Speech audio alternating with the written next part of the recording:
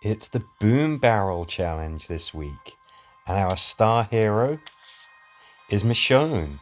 And that's kind of cool. She's got a very fun leadership trait. Chance to get more attacks, chance to reduce threat.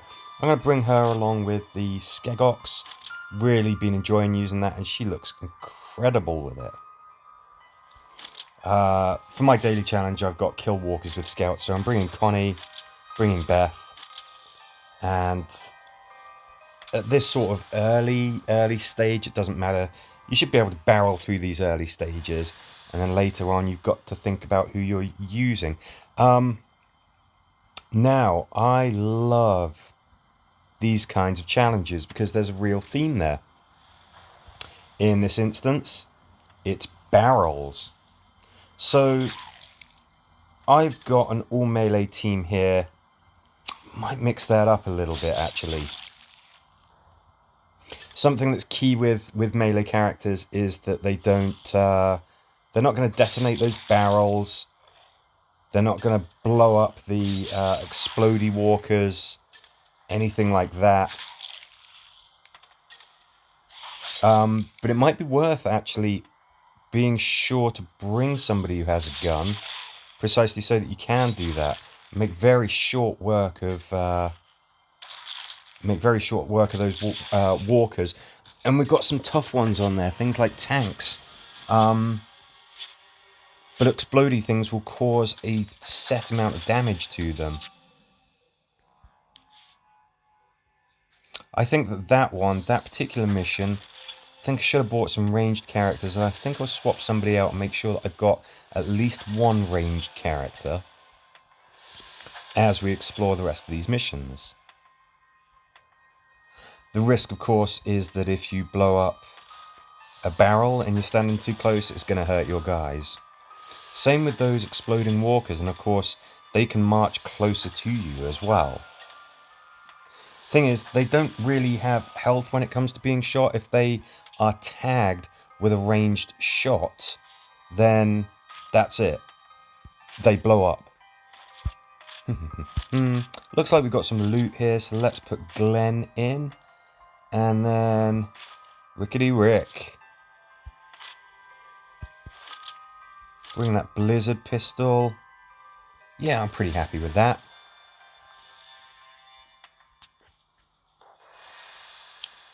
So, just in case you haven't seen it before, that's what happens when you shoot a barrel. And it also sometimes has effects on the environment. Of course, we just knocked down that wall, that fence. Sometimes you're going to want to do that. Sometimes it could be a problem. It could be that fence is keeping you separated from a bundle of walkers. But it's handy. It means that you get to decide when you have access to that part of the map. So again, that one not too tricky. That one did have a threat counter. The other thing that happens when you blow up barrels or exploding walkers, it makes a lot of noise. And it will bring more walkers to you.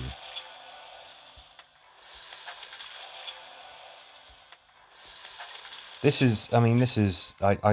do like it where there is a clear theme to these missions.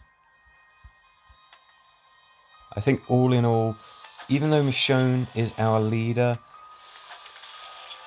yeah, being able to blow up those barrels or those exploding walkers when you choose is what's going to give you a lot of control over what happens in these missions. Find the loot and get out. Let's keep the same team.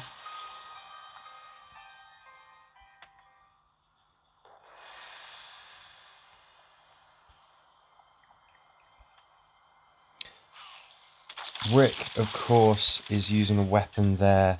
That's the Blizzard pistol, and it has a small area of effect, so it can hit multiple targets. That's kind of a good thing and a bad thing. It means that I'm going to have a lot more opportunity to sort of strike targets. I don't have to directly aim at a barrel or exploding walker. I can shoot whatever is next to them and still blow them up. That's kind of a good thing and a bad thing. It could wind up being a problem for yourself if those explosive walkers happen to get close to you. They're definitely double-edged swords whenever you're going up against anything that can detonate. But all in all, I think it benefits you more than it will benefit those shambling undead. You can really outwit them. You can really employ some smart strategies when you have that option available to you.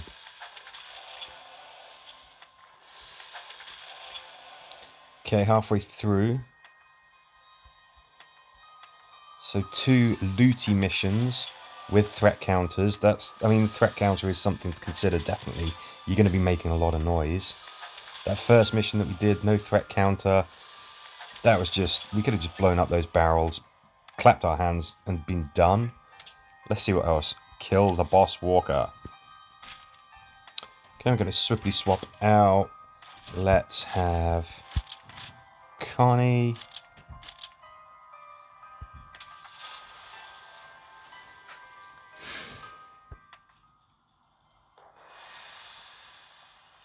Okay, there he is. And again, we can let that barrel do an awful lot of the heavy lifting.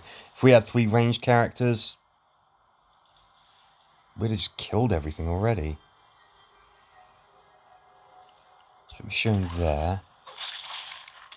Have a reach out.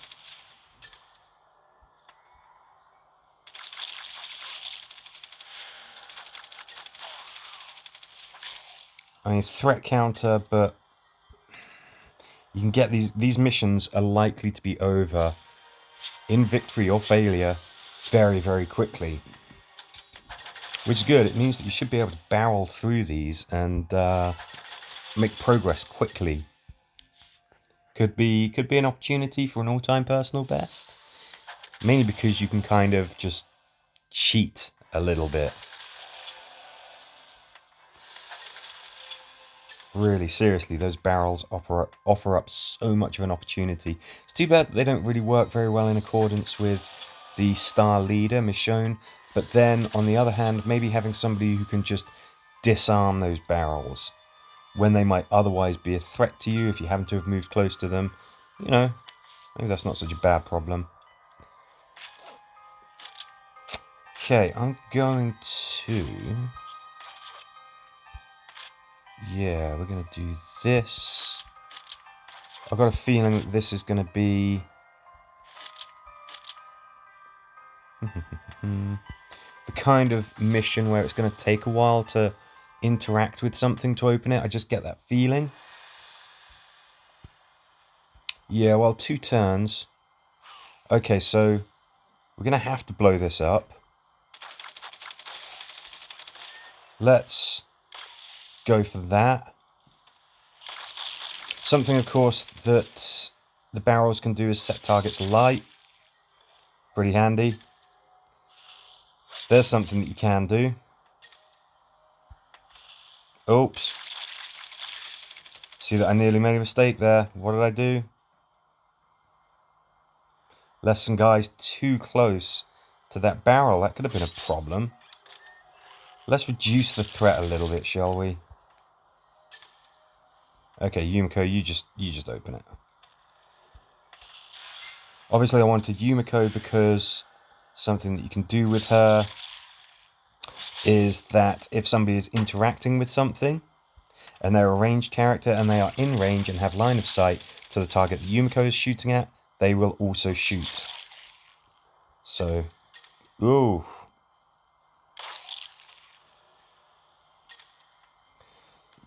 Yeah, so this one's an interesting one. You've got those closed areas. If you knock down the barrel with a melee character, it will still open those areas up. They don't have to explode. You're just going to knock those barrels down. So you can have an all melee team and you can still succeed on that mission. But what you could also do is you could keep everything locked behind those cages, not knock the barrels down, keep those fences up, keep them separated and attack them through the fences. If they're particularly tough, they're going to take a couple of turns for you to take out. Take your time. Kill them through the wire. and then open the fence.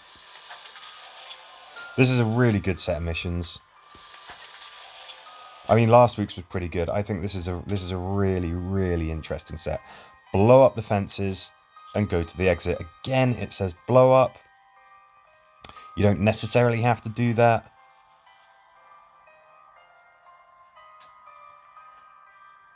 I think I'm willing to make some noise. Let's just swap that. Blow up the fences and get to the exit.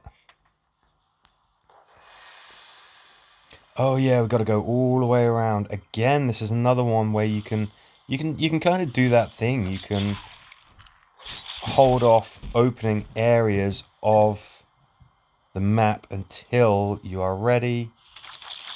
I mean, I'm just going to go straight for it. But it's handy. The walkers are kind of cordoned off from you, and you can decide when you're going to engage with them.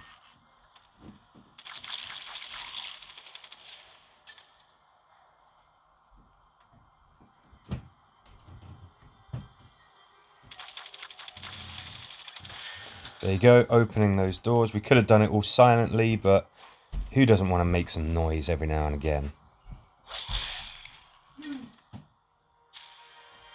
Okay.